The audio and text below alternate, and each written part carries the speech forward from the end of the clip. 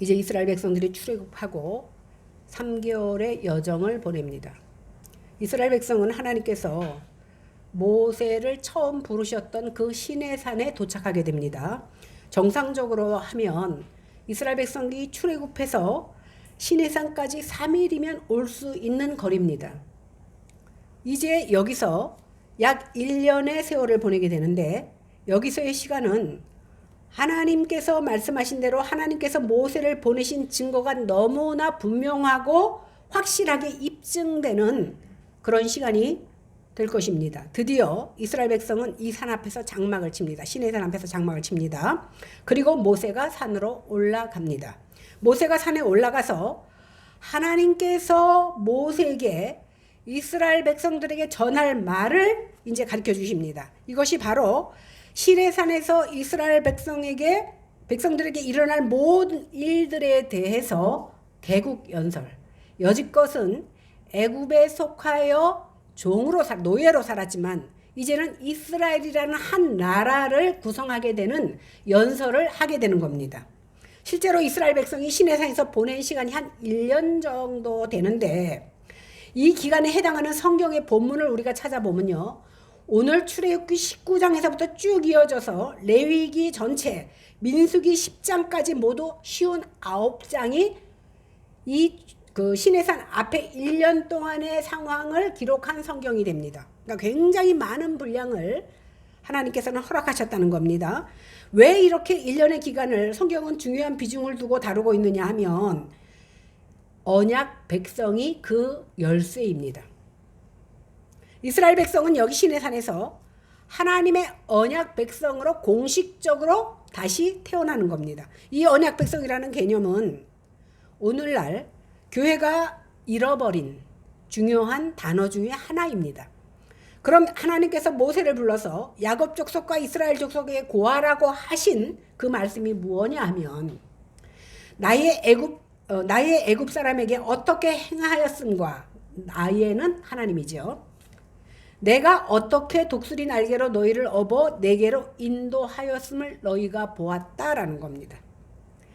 하나님께서 이스라엘 백성과 시내산 언약을 맺기 전에 지난 1년 동안 진행되었던 일, 곧 하나님께서 애굽에서 행하신 일, 이스라엘을 출애굽시키신 일을 다시금 상기시키고 있는 겁니다.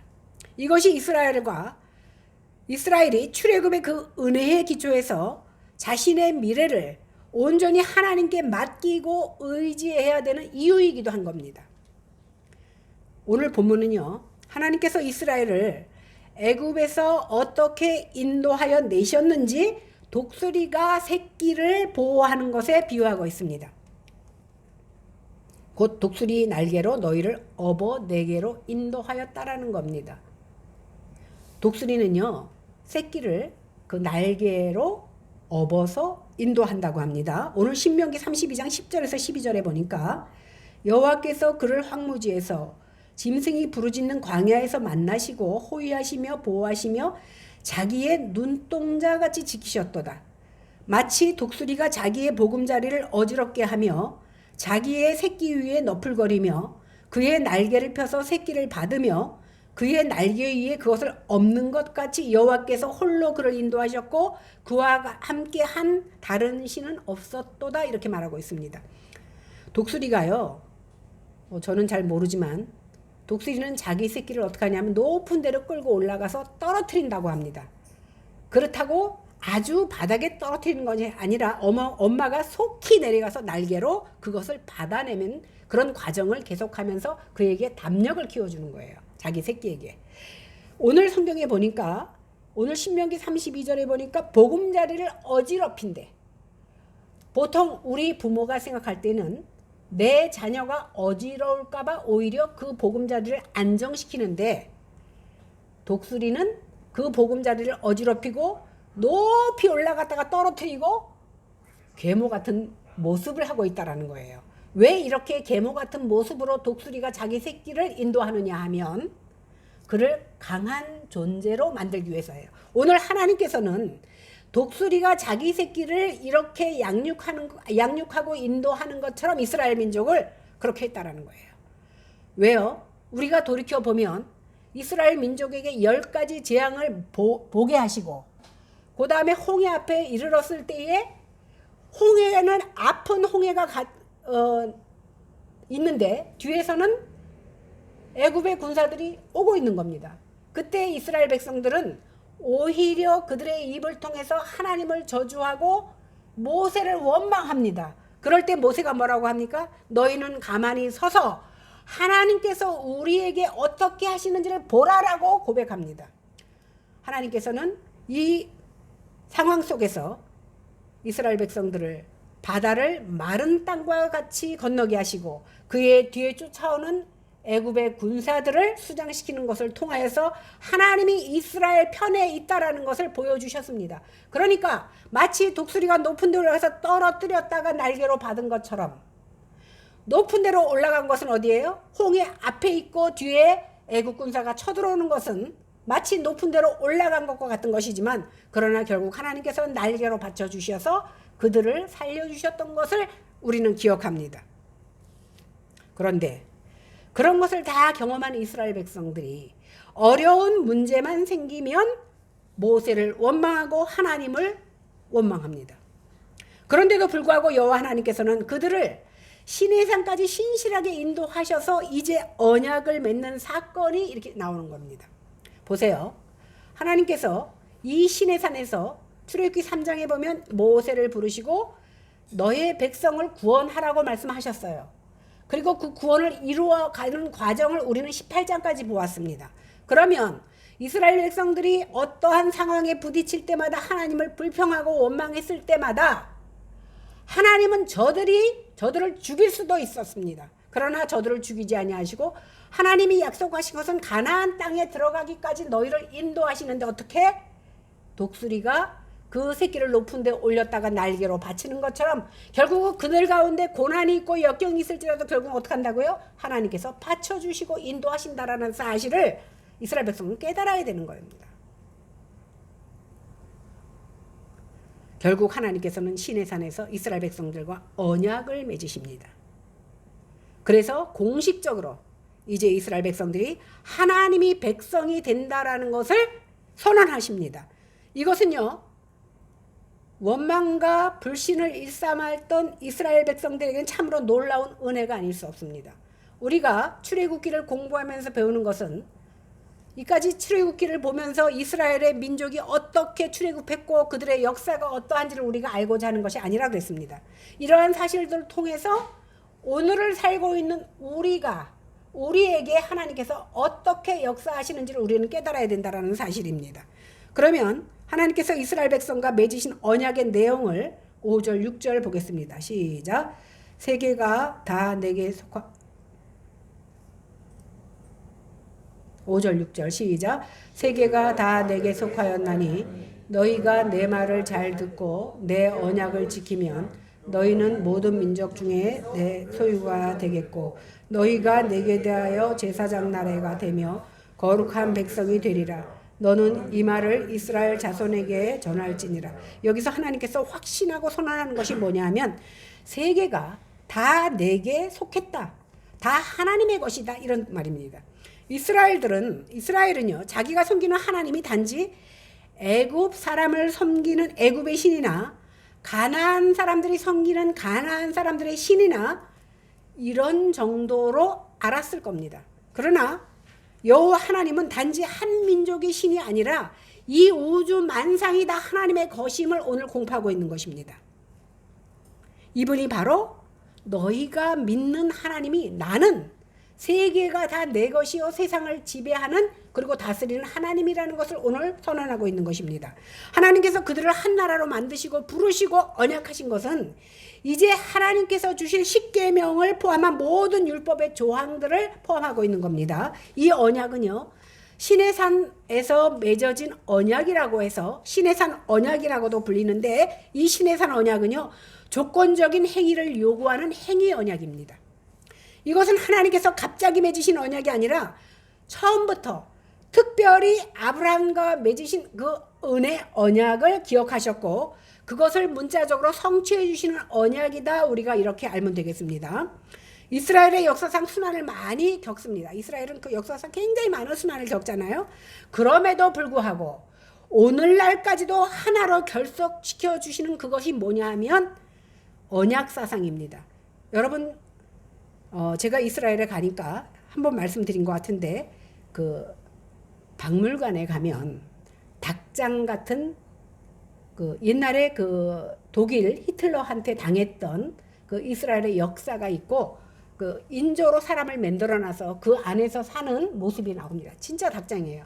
보세요. 이만한 천정에 하나, 둘, 3층으로 돼 있으면 닭장이지요. 일어설 수가 없어요. 거기서 그들 특유의 우리가 영화에서 봤던 그 줄가라 옷을 다 입고 거기 앉아서 줄은 모이 먹는 거예요. 모이.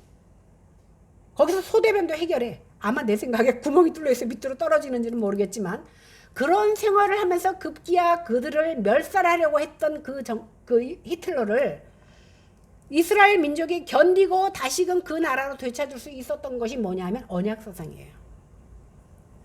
하나님께서 우리를 선택하셨고 우리는 하나님의 백성이 되었다는 그 언약사상이 그들을 지켜낸 겁니다. 그들이 끝까지 지킬 수 있었던 것은 그것으로 인한 결속력 때문에 이스라엘 민족이 지켜왔던 겁니다. 그런데 오늘 성경이 우리에게 말해 주는 것은 오늘 하나님께서 시내산에서 언약을 하심으로 이스라엘 백성이 하나님의 언약 백성인데 아까 제가 그랬죠. 이 시대는 언약이나 언약 백성이라는 말이 우리에게 좀 생소하게 들릴 정도로 우리가 사용하지 않는 단어지만 교회가 바로 하나님의 언약 백성이라는 사실입니다. 교회가 누굽니까? 바로 우리들 아닙니까? 우리가 바로 교회 공동체요. 우리가 바로 언약 백성이라는 사실입니다. 교회 안에서 거듭난 성도의 자녀들에게 유아세례 주잖아요. 유아세례 주는 것은 뭐냐면 그 부모가 하나님의 언약 백성으로서 누리게 되는 하나님의 은혜를 믿음의 자녀에게도 그 믿음이 흘러간다라는 신앙 고백으로 하는 것이 바로 유아세례입니다. 우리는 하나님의 언약 백성이다 하는 것을 유아세례를 베풀므로써 고백하게 되는 겁니다.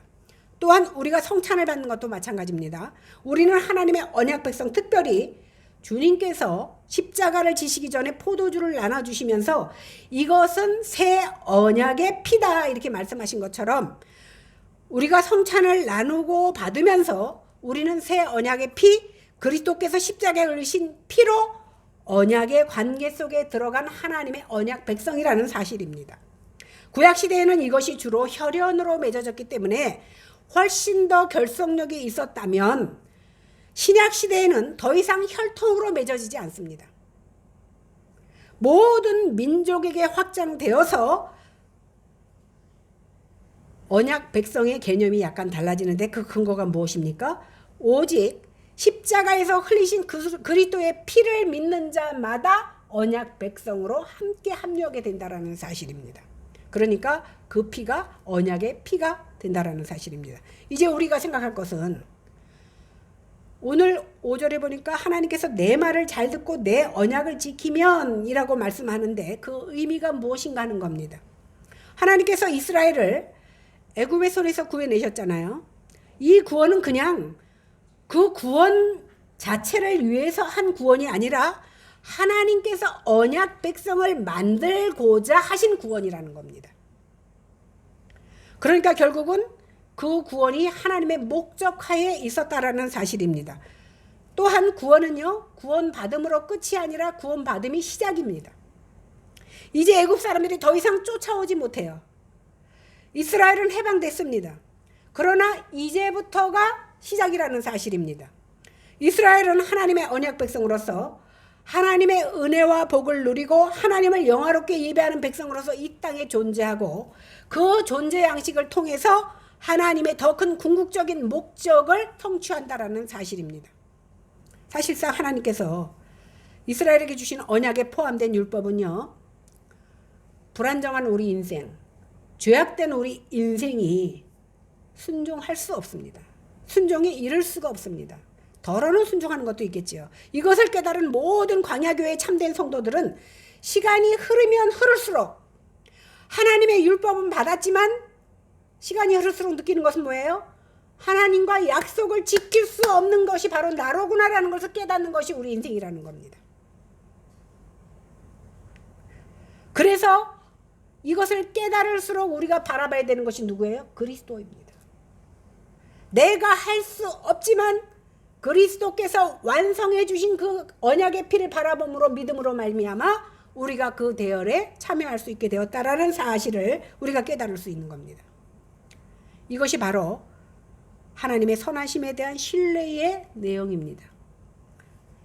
여기서 내 언약을 지키라는 명령은 뭐냐 하면 나를 신뢰하라는 거예요.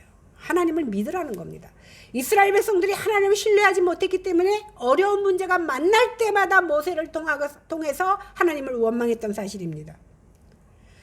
하나님을 신뢰한다는 것은 바로 하나님께서 실패하고 죽을 수밖에 없는 이 백성들을 위해서 한 구석을 예비하시고 그 화목제물을 보내셔서 그를 십자가에 죽게 하심으로 말미암아 그 피의 행위 언약으로 이제 이스라엘 백성을 실패에 대한 모든 죄값을 예수님이 감당해 주셔서 영원히 죽어야 하는 우리가 영원한 삶을 얻게 된다는 사실입니다. 누가 이 일을 계획하셨고 누가 이 일을 행하십니까? 바로 이 언약을 주신 하나님께서 행하시는 겁니다. 하나님 아버지께서 예수 그리스도 안에서 자기 안에 이러한 언약 백성을 위해서 이러한 모든 것을 행하시고 인도해 나가신다는 사실입니다.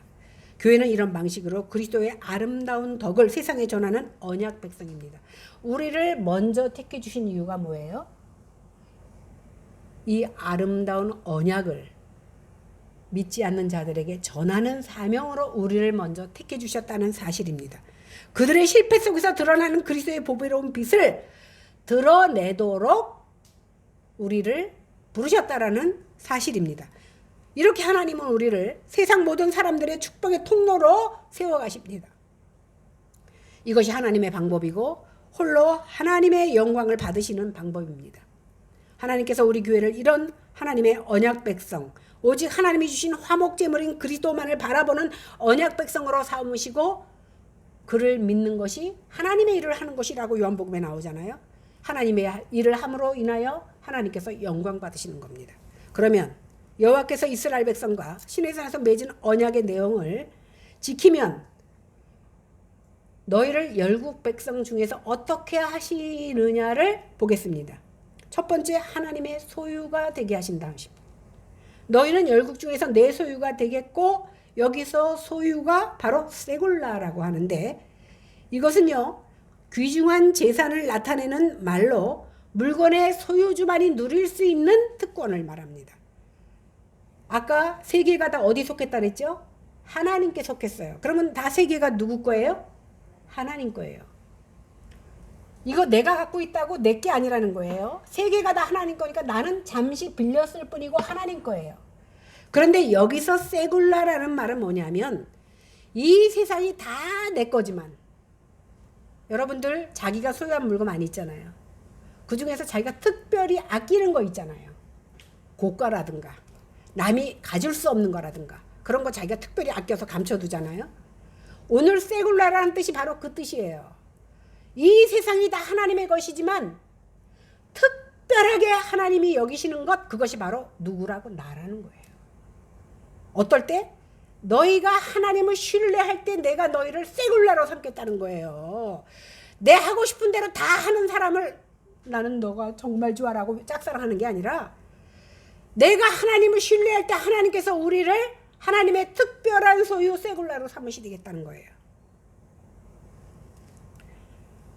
이렇게 하나님의 특별한 소유가 된다라는 것은 곧 그분의 거룩한 백성이 되어서 성결을 배우고 추구하는 것과 직접 연관이 되어 있습니다. 그래서 더 이상 우리는 세상의 종, 죄의 종이 아니라 하나님의 특별한 소유가 된 백성이 됐다라는 사실에 감사할 수 있어야 된다라는 겁니다.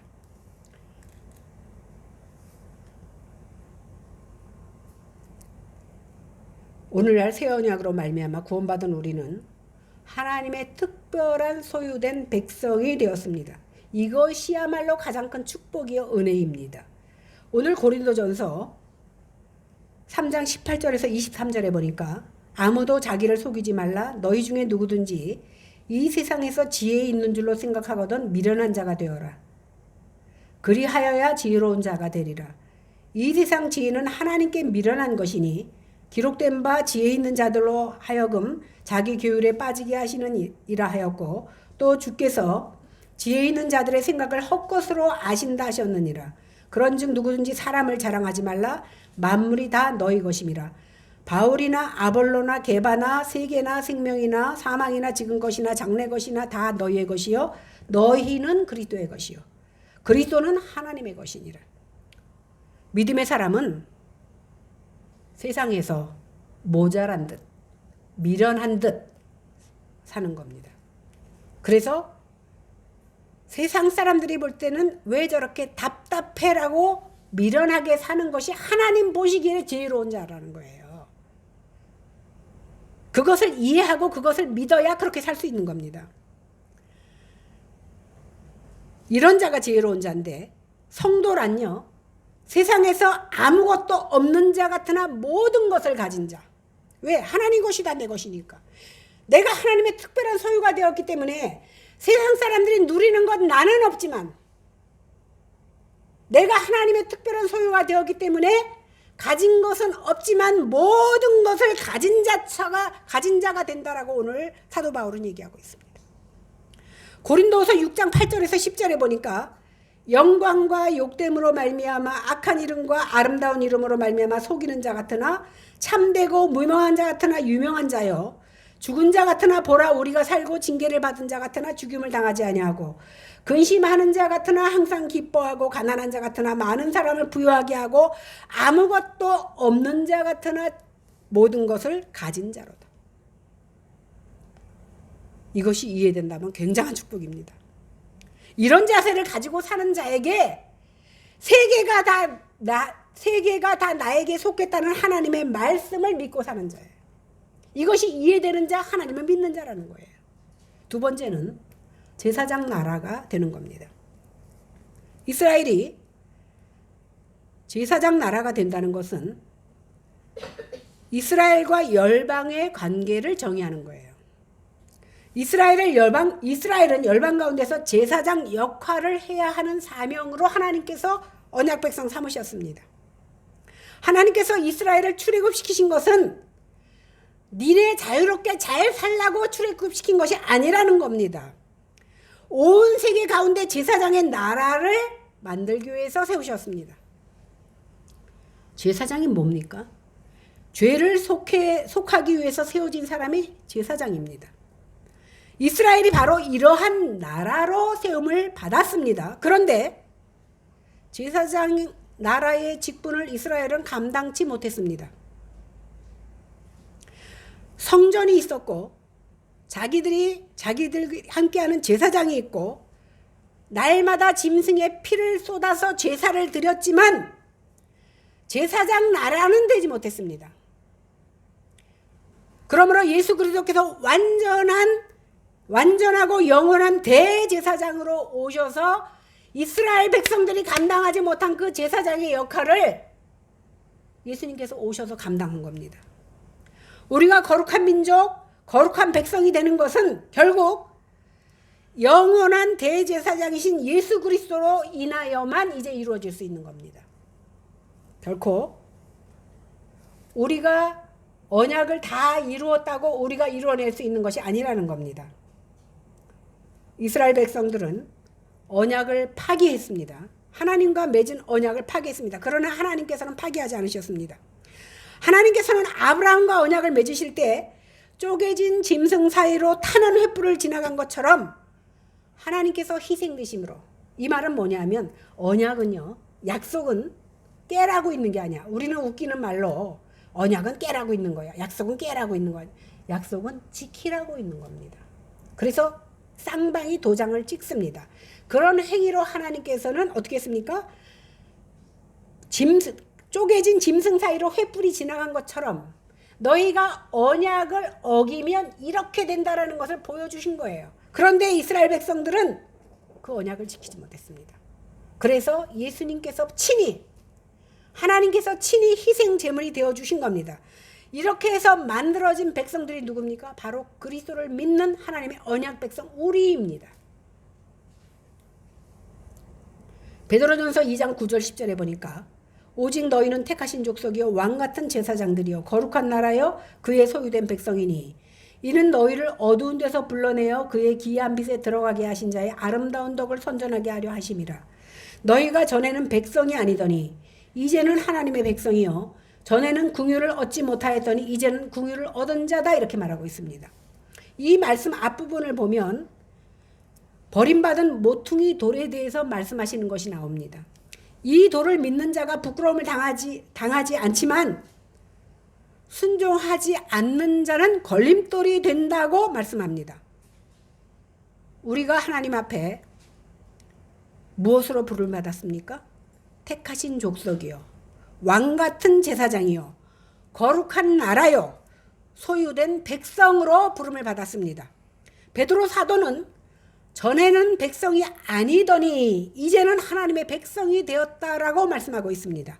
전에는 궁유를 얻지 못하였더니 이제는 궁유를 얻은 자가 되었다고 말씀하고 있습니다. 그러면 이렇게 하신 이유가 무엇입니까? 그의 기이한 빛에 들어가게 하신 자의 아름다운 덕을 선전하기 위해서라고 오늘 말씀하고 있습니다. 오늘날 우리가 하나님과 원수된 자리에서 하나님의 언약 백성으로 하나님의 거룩한 백성으로 왕같은 제사장으로 부름을 받았습니다. 그 이유가 무엇입니까?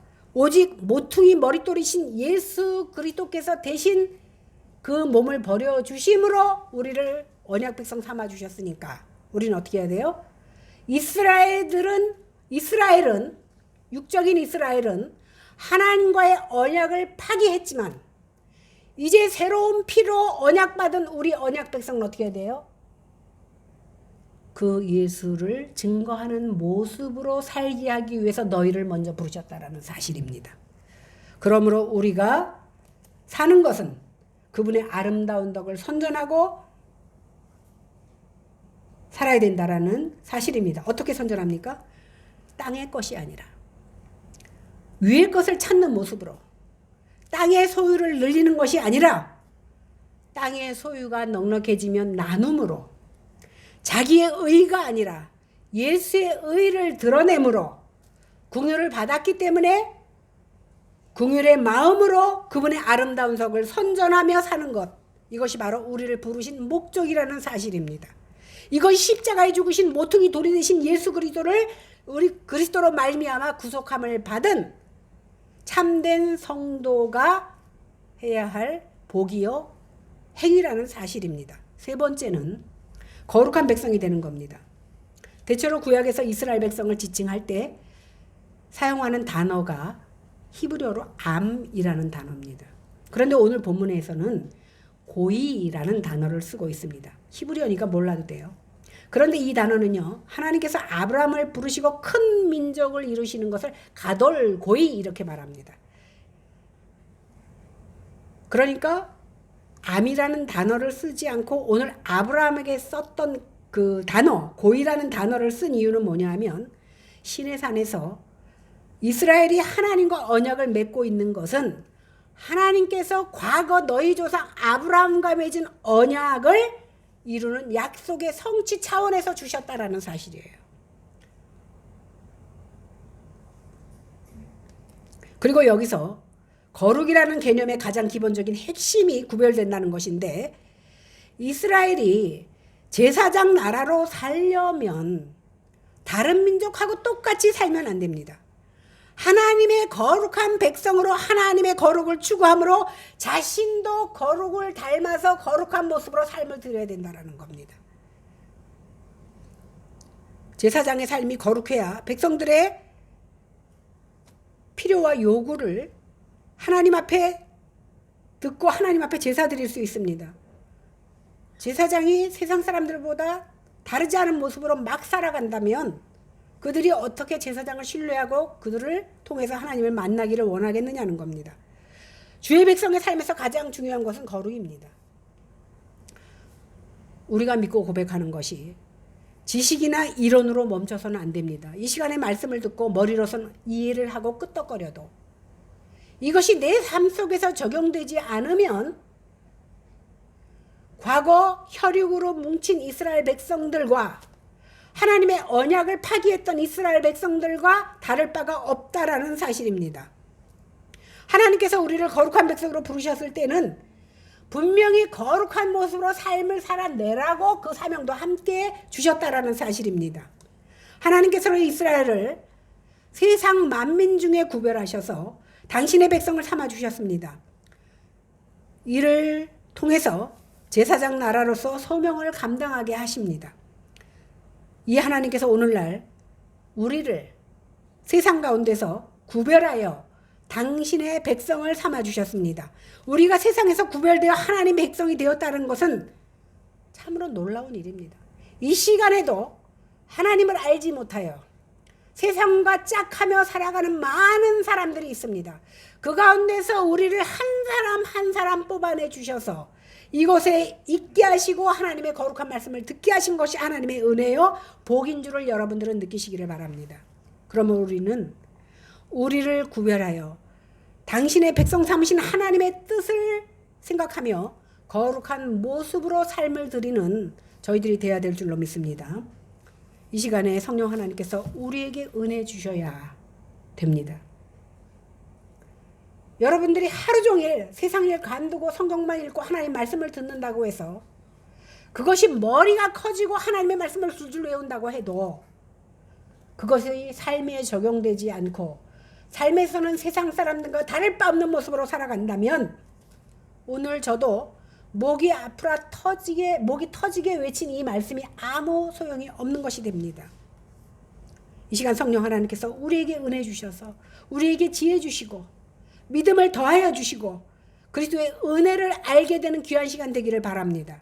그래서 늘 하나님을 배반하여 원수로 살던 우리를 하나님께서 묻지도 따지지도 아니하시고 우리와 함께 언약을 맺어주시고 그 맺어주신 은혜를 감사하며 하나님의 소유된 백성, 왕같은 제사장, 거룩한 백성으로 삼아주신 우리 주님의 아름다운 덕을 세상 나가서 선전하며 살아가는 저희들이 다 되기를 주의 이름으로 간절히 축원합니다.